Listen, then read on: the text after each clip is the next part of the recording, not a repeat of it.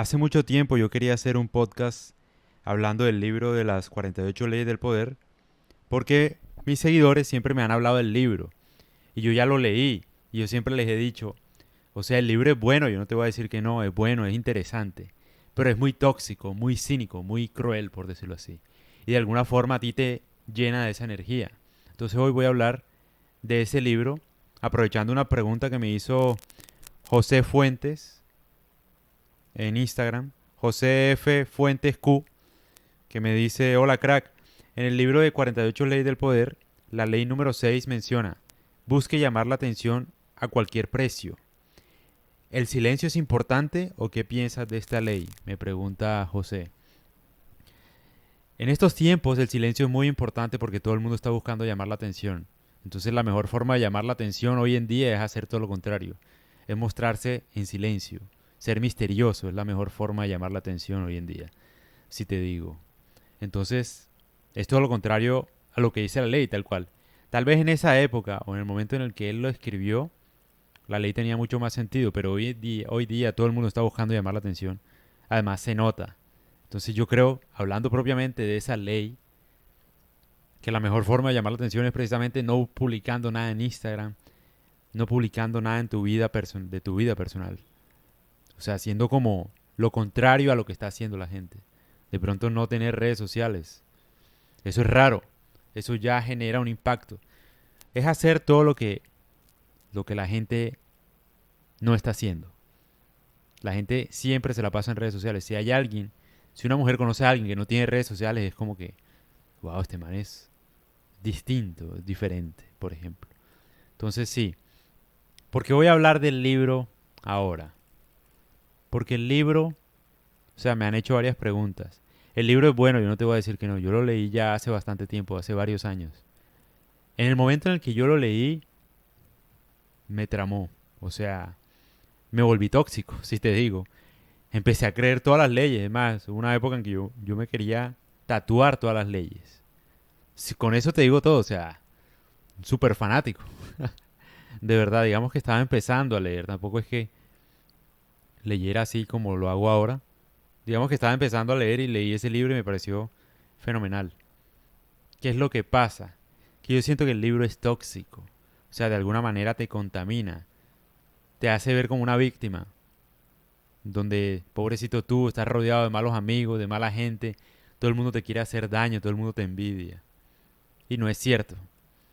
Porque en parte yo lo que he aprendido, obviamente, leyendo otros libros de filosofía en general, pues filosofía práctica, ¿no? Yo no estoy aquí hablando, no, Platón, Aristóteles, la política, la república, no, no, no. O sea, yo lo que estoy hablando acá es filosofía práctica, de gente como Osho, por ejemplo, de amor, de tomar buenas decisiones, no así del Paco, de las escuelas de pensamiento, no, eso es irrelevante, si te digo. La filosofía sirve en virtud de la práctica. Entonces yo lo que he leído últimamente, no, como que me hace pensar sobre ese libro de las 48 leyes del poder y digo, no, hombre, ese libro es muy tóxico. O sea, por ejemplo, hay cosas en las que tiene razón, pero yo puedo contradecir cada ley si te digo, ahora, hoy día. No sé si yo tenga la razón o no, pero en el momento en el que yo lo leí, el libro me volvió como más hijueputa, si te digo. O sea, de verdad, me metí en el papel, el libro me contaminó, te lo juro. O sea, me estaba volviendo un perro. Un perro despiadado, de verdad me transformó. Por eso es que no digo que sea malo, tal vez me pasó a mí solamente. Digo es que uno empieza a creer todo lo que dice el libro y hay muchas cosas que no son ciertas. Lo de la traición de un amigo. Si un amigo te traiciona es porque nunca fue un amigo real. Yo sí creo en las amistades reales. Además, podría decir, si un amigo te traiciona es tu culpa por elegir mal los amigos. Eso no te lo dice el libro. El libro te dice que la naturaleza del ser humano es traicionar. ¿No? Entonces como que la culpa de todo lo que te pasa siempre está alrededor tuyo y tú no tienes la culpa de nada. En cambio la filosofía que yo he visto, pues, es hacerme responsable de todo lo que gira en torno a mi vida, bueno y malo. Entonces si a mí me traiciona es culpa mía. Si mi mujer me deja es culpa mía. Si me ponen los cachos es culpa mía. Esa es la nueva versión de mía, pues, de César, después de ese libro. Pero cuando estaba leyendo el libro y cuando me lo terminé, yo decía, no, las mujeres son malas. No, este amigo se quiere aprovechar de mí. no, tal cosa, no, mi jefe me odia, no sé qué. Entonces, es un libro muy cínico, muy como, ¿cómo decirlo? Muy tóxico es la verdad. Porque no te echa la culpa a ti de nada. O sea, todo el mundo es malo. Y sí, no dice nada nuevo tampoco, ¿no? La traición siempre ha existido. Todo eso ha existido, digamos. No es nada nuevo. Ahora, cuando me refiero, la palabra cínico quiere decir en estos tiempos es como cuando uno no cree en la bondad, por ejemplo. Eso es ser uno un cínico.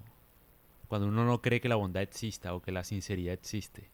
Y yo creo que sí existe. O sea, lo que quiero decir es que el libro enseña muchas cosas. Yo no voy a decirle a la gente que no lo lea, porque tiene que leerlo, porque además yo lo leí. Lo que yo quiero decir es que empiecen a leerlo y traten de pensar en su vida si hay algo de cierto o no en ese libro. Y obviamente, tú con cada ley te vas a dar cuenta que hay cosas ciertas porque te han pasado. Pero ahora yo quiero que asumas tú la responsabilidad de cada cosa que te pasó. Deja de asumir que la responsabilidad del daño que te han hecho a tu vida depende de otra persona, porque eso es lo que hace el libro.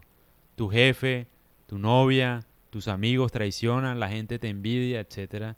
No está diciendo mentiras, obviamente eso pasa, pero qué gran porcentaje de eso que pasa es por culpa tuya y no por los demás.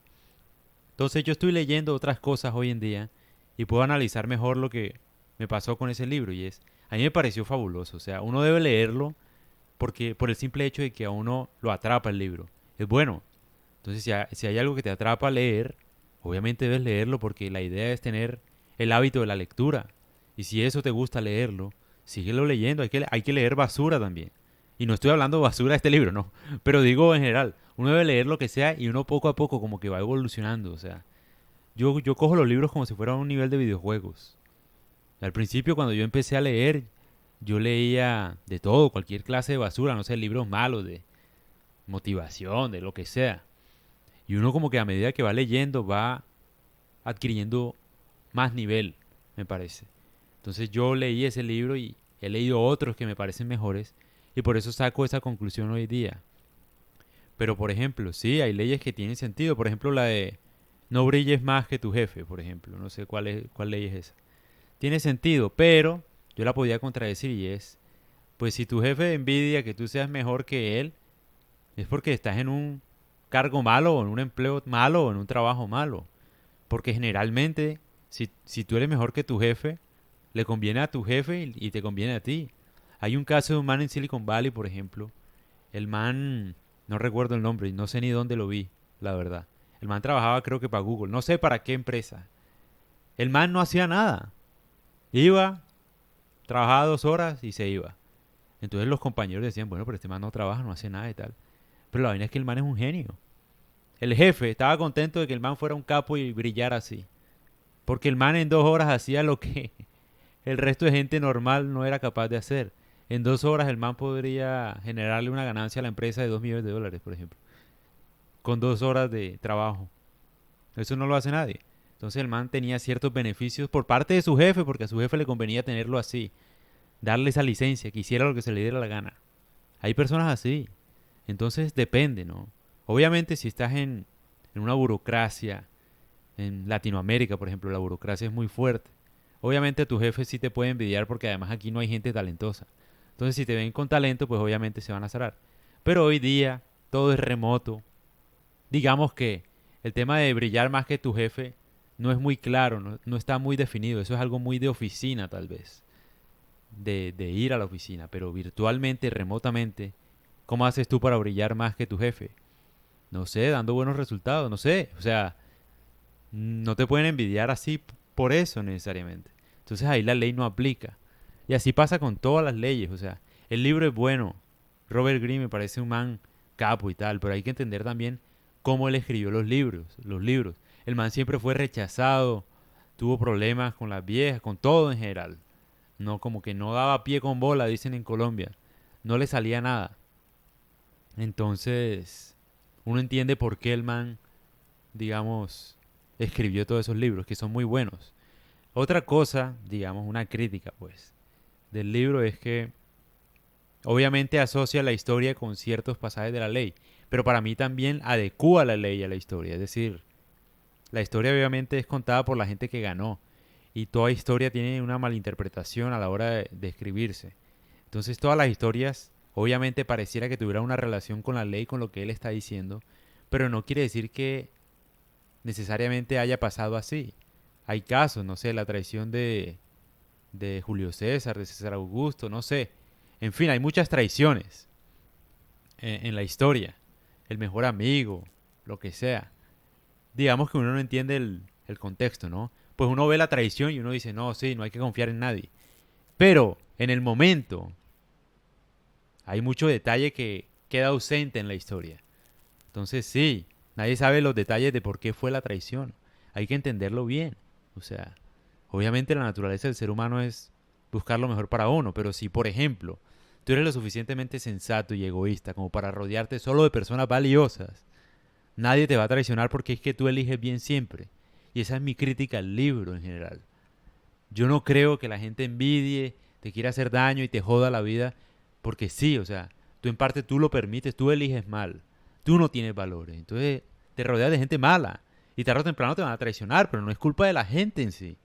Yo no creo que haya gente malvada porque sí, hay gente ignorante tal cual. Eso lo leí en otro libro que es de Anthony de Melo, creo que se llama, que me parece mucho más sensato, una filosofía de vida mucho más práctica. Y es dejar de buscar culpables.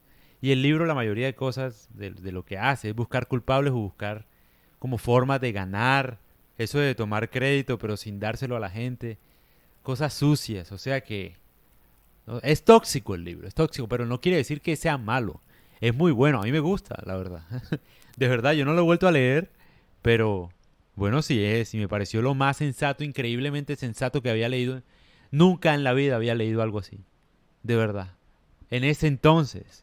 Pero uno empieza a leer de pronto más cosas después. Hay que tener mucho cuidado cuando uno empieza a leer algo, porque uno empieza a leer algo y eso que está leyendo se transforma en la vida de uno en ese momento. De pronto ya después tú puedes decidir si lo descartas o lo coges. Cualquier cosa que leas. Pero en el momento en el que tú estás leyendo, tú te convences de que es así y empiezas a actuar tal cual como dice el libro. Y te lo digo por mi experiencia. Es más, arriésgate a leerlo. Una vez termines de leer ese libro, yo te paso otro y te recomiendo otro. Pero es para que empieces a leer ese libro de las 48 leyes del poder con cuidado. Todo lo que dice puede ser cierto, puede ser no, o puede que no.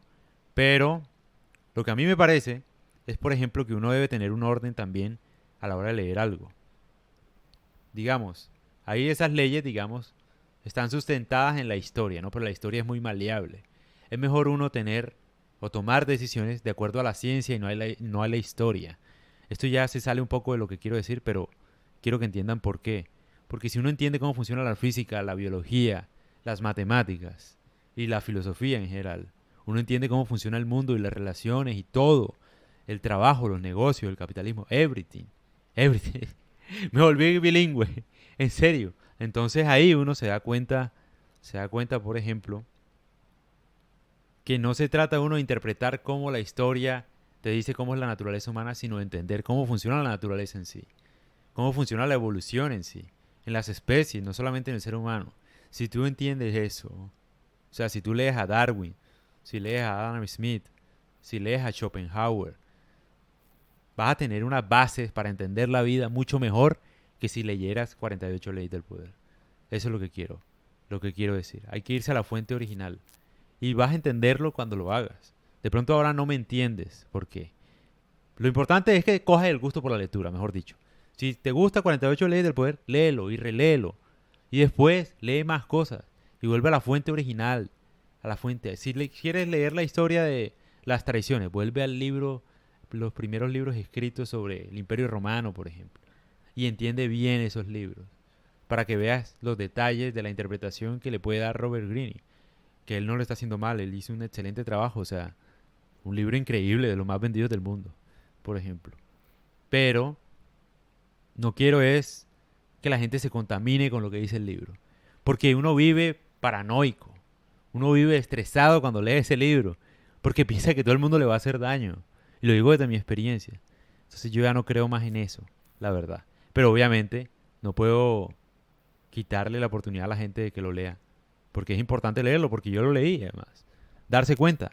Créanme, vayan leyéndolo y van a ver cómo van a creer lo que le dice ahí. Y digamos que al final no es conveniente para uno, porque uno no está tranquilo, uno todo el tiempo piensa que los demás le van a hacer daño a uno. Y puede que sí, pero no es culpa de los demás, es culpa de uno, que elige mal y que no se apodera de sus decisiones. Entonces, esa es mi opinión.